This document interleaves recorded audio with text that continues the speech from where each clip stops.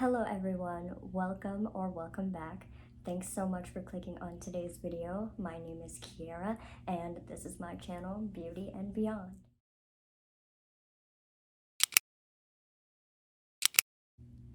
I just wanted to make sure that it was clear that yes, the name of my channel is Beauty and Beyond, but that beyond is very significant because this channel will have a lot of different types of videos on it, and I hear a lot about people are turned off by channels that aren't cohesive, but I wouldn't say my channel is not cohesive. I just know I can't be the only person that has a lot of interest in different things, and this channel is something that I wanted to use to explore those different interests, and maybe people will gravitate towards this channel who have similar interests to me. But anyway, with that being said, today I wanted to talk about one of my interests, which are books. So I just wanted to take this moment to share with you my 2020 reading list. So let's get started. So I want to start with the books that I've already gotten through, which is only two. But it's been a very strange year, obviously. I definitely want to get through my list because I do eventually want to get more books. I just finished putting together my second bookshelf. I did it all by myself, so I'm excited to fill it up. But yeah, so the first book on my 2020 reading list that I've already gotten through is The Blood Countess by Audrey. If you are unfamiliar with who the Blood Countess is, her name is Elizabeth Bathory, the Countess of Hungary. I believe she was, it says right here in the book, she was the Countess of Hungary from 1560 to 1613, and I love this book so much. It is so wild and fascinating. I want to say loosely based. I mean, obviously it is based on true events. The book goes into a lot of detail about her childhood and how she came to be this great and powerful countess who was feared by all.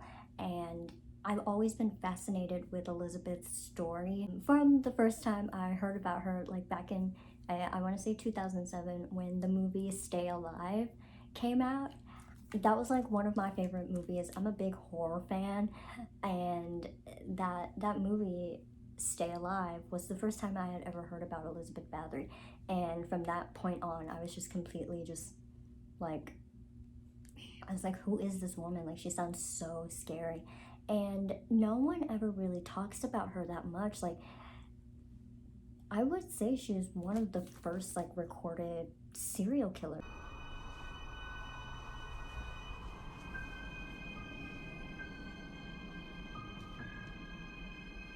She supposedly killed over 600 young girls, and her story is similar to the tales of Dracula. Her story of how she would bathe in the blood of virgins.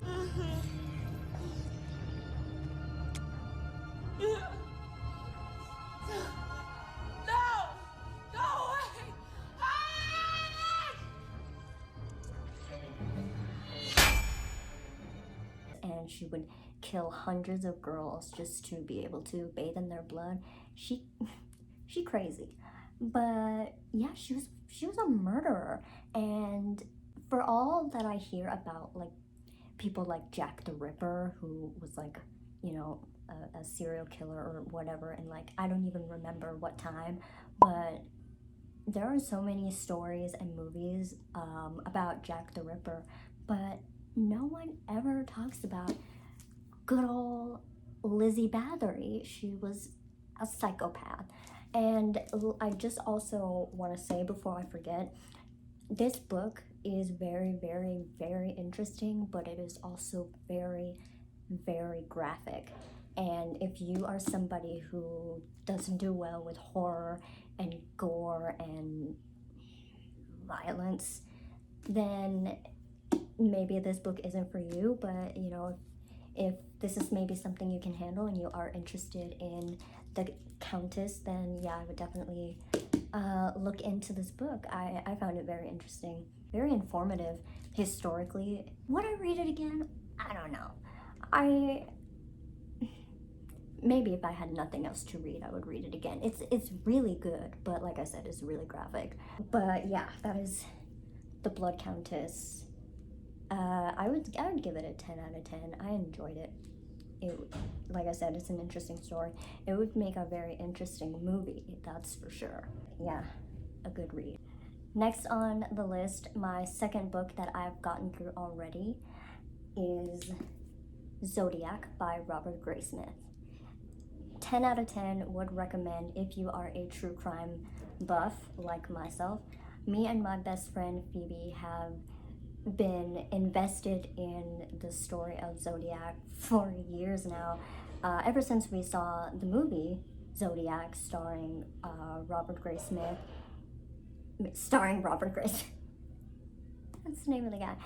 Starring Jake Gyllenhaal and Robert Downey Jr.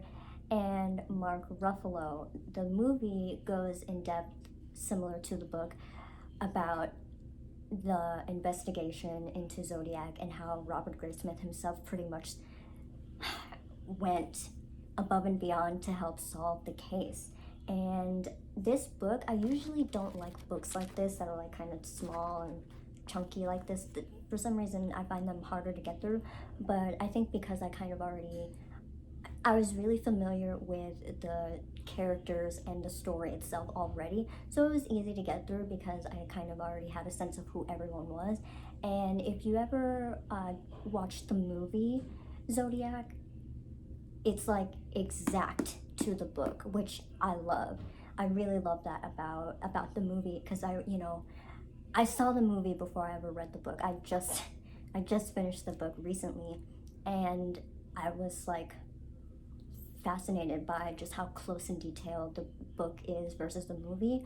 But definitely a really good read, and I think it's about 320 pages or so, so it's a pretty good hefty book. I enjoyed it. Would I read it again? Probably not, just because like I said, I'm not like a huge fan of this format for books, but it was definitely enjoyable. Love the cover art, similar to the movie. So yeah, shout out to Phoebe for getting me this book. I was very excited to read it. So yeah, definitely a good one. So now we're moving on to all the books that I haven't gotten to yet. So next we have Poems Bewitched and Haunted, Everyman's Library Pocket Poets. I got this book at the last bookstore in downtown LA a couple of years ago, and I think like maybe if you've like seen these books around, if you ever go to like little bookstores, there's like a whole series of like poems and short stories that look similar to this. But of course, me being the spooky biatch that I am, this is the one that grabbed my attention. This is the one that I went back for. I have not gotten a chance to go through it, and it should have been one of the first books that I got through because it's so small. But yeah, this has been on my list for a long time, and if you are, interested in all things spooky, then I think you would really love this. If you're, wanting to get into the Halloween spirit and you're wanting something fun and spooky to read, then you might really love this. I am looking forward to reading it and finding out for myself just how amazing it is. So yeah, Poems Bewitched and Haunted. Next on my list is another book from the last bookstore in downtown LA called Red Pearls. I got this book because I don't know about anyone else, but I am somebody that judges books by their cover. If I see an intriguing cover or an old book that looks really interesting, I am immediately drawn to it. I mean, I feel like that's not an uncommon thing. Like, obviously, we're drawn to books not just because of the summary that we read, but of course because the cover looks interesting. So this book, you know, it's a simple red book, but it's like super old, and I don't know, I was just intrigued by the title as well, Red Pearls. It's got a bunch of dots, so I don't know. And what's interesting about old books like this is that there is no summary anywhere in the book, so I won't really know the story until I read it. The only thing that it really says is it's an adventure story. So yeah, an old book, and it's got something to do with adventure. Sign me up. It sounds interesting to me. So definitely excited to read that. Like I said, I wish I could tell you more about what it's about, but I won't know until I read it. And it's about 250 pages. So definitely looking forward to getting into this, and hopefully it's not boring. Next on my list we have Inner Witch by Gabriella Herstick. It's a modern guide to the ancient craft. So I was definitely excited when I got this book from Phoebe, and I'm definitely looking forward to reading it and seeing what it's all about. It has pretty much an introductory to working with crystals, tarot cards, astrology, and understanding the full moon, solstices, kitchen magic, and learning how to harness energy and unleash your inner psychic. So definitely like super good shit in this book.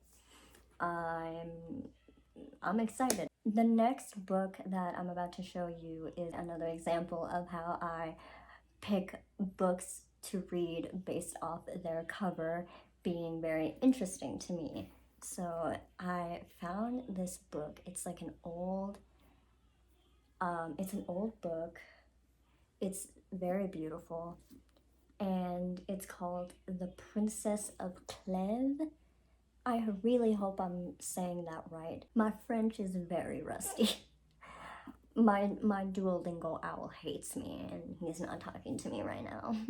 But yeah, The Princess of Cleve by Madame de Lafayette.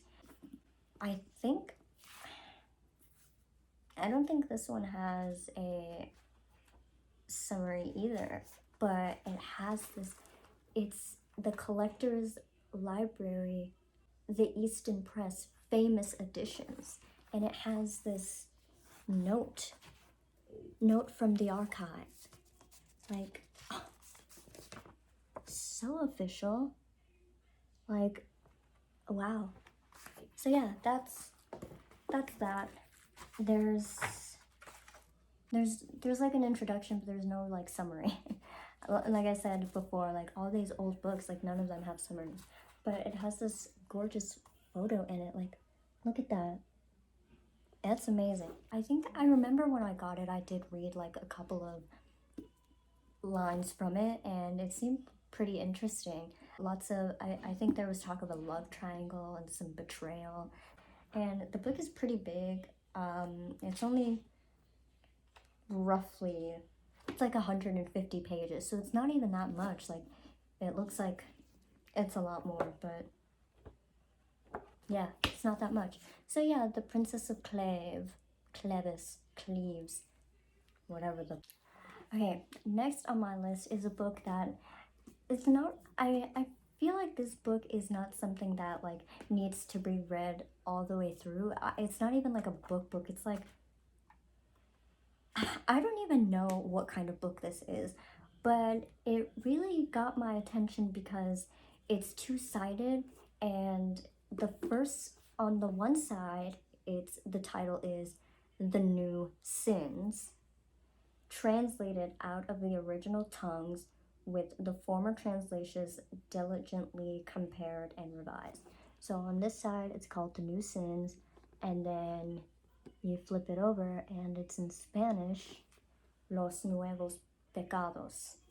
So yeah, that was really interesting to me, and I think I got it from like a used bookstore, or like, yeah, somewhere where you can like drop off books. And there was a note inside, well, not a note, but it said, "This is a gift from Hillary, presented to Chris on this day, September 8th, 2002. So that was written in there like that. And yeah, this book is crazy. It says how to use this book. This book is for everyone. It is written in plain language, allowing both professional and lay person to derive sustenance and pleasure from its pages. It is made to be carried. The book can be consulted at any time of day and in any place. Its convenient size fits a purse or jacket. Think of it as a laptop for the soul. Okay, next on the list we have The Woman in the Dark by Vanessa Savage. I got this book at Barnes & Noble. What she can't see can hurt her. Spooky. For Sarah and Patrick, family life has always been easy until her mother's death sent Sarah spiraling into a depression. When she overdoses on sleeping pills, Sarah insists it was an accident, but neither Patrick nor their teenage children believe her. Determined to give their family a fresh start, Patrick convinces her to move back to the idyllic beachside home where he grew up. But there is a catch. The once beautiful old house is now known as the murder house. I'll stop there. I don't want to give too much away, but totally looking forward to getting into this one. The next book that I got was Her Fearful Symmetry by Audrey Neffenegger. Yeah, I got this book from the library bookstore. And right before I was about to leave, I saw that they had a little bookshop and I saw that it was empty, and I was like, let me go up in here and see what y'all got. And I saw this book and once again was completely intrigued by the cover and the title, quite frankly. But on the back it says, 1 for sadness, 2 for joy, 3 for a wedding, 4 for a child, 5 for sickness, 6 for death. But yeah, there's another book with like a cool intro photo, like super cool. So yeah, the front intrigued me, the back, that little thing, that was enough for me. I was interested, I was hooked. Look at the way they do like the chapters. Like, I love that. So this one is about, it's about 400 pages. So this one's probably gonna take a little time to get through. Next on the list we have The Word is Murder by Anthony Horowitz. I think that's how you say it. As you can probably gather, I am a huge fan of a good murder mystery. I plan to eventually be able to write my own really good one.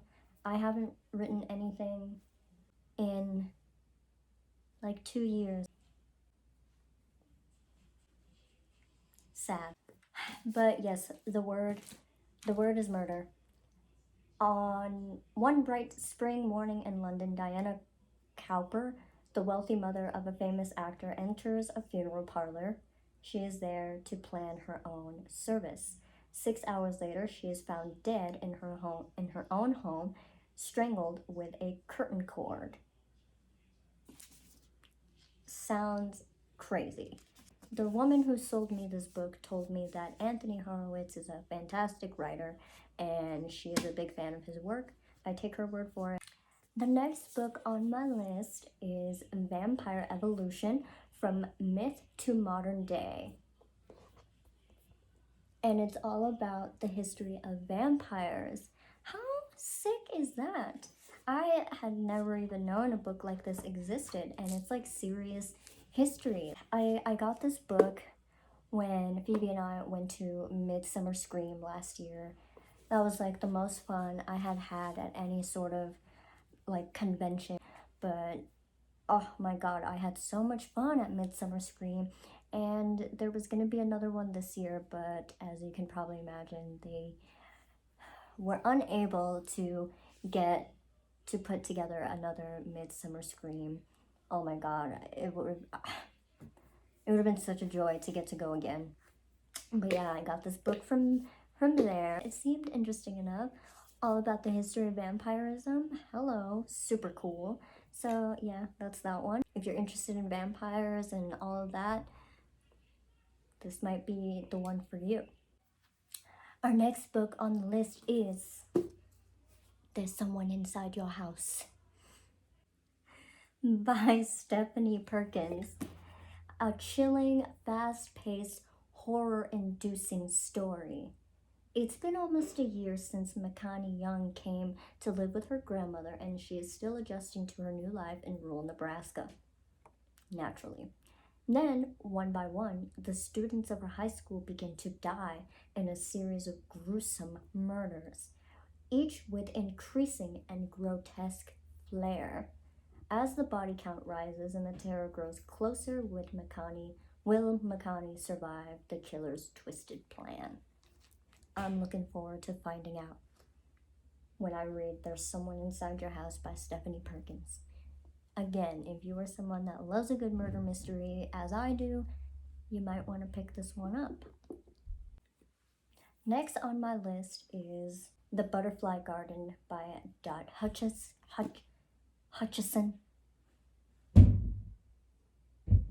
Beauty has never looked so terrifying. I think I got this at the Amazon bookstore. Near an isolated mansion lies a beautiful garden. In this garden grows luscious flowers, shady trees, and a collection of precious butterflies, in quotations, young women who have been kidnapped and intricately tattooed to resemble their namesake. Overseeing it all is the gardener, a brutal, twisted man obsessed with capturing and preserving his lovely specimens. What the fuck? I'll be sure to do a review on these books to let y'all know what I thought of them. And also, if you have any good books that you've read that you recommend, please let me know what they are. I definitely need to fill up the rest of this bookshelf. So yeah, that's The Butterfly Garden. I have about 2 more books left to get through, and then I'll be wrapping up my list. Next, we have the book Circe by Madeline Miller. I got this book maybe a couple weeks ago, I want to say. It says, in the house of Helios, god of the sun and mightiest of the Titans, a daughter is born, but Circe is a strange child, not powerful like her father, nor viciously alluring like her mother. Turning to the world of mortals for companionship, she discovers that she does possess power, the power of witchcraft, which can transform rivals into monsters and menace the gods themselves. Circe is that bitch, and I'm excited to read all about her. So yeah, that's this book. Second to last on the list is Valley of the Dolls by Jacqueline Susan. Phoebe let me borrow this book.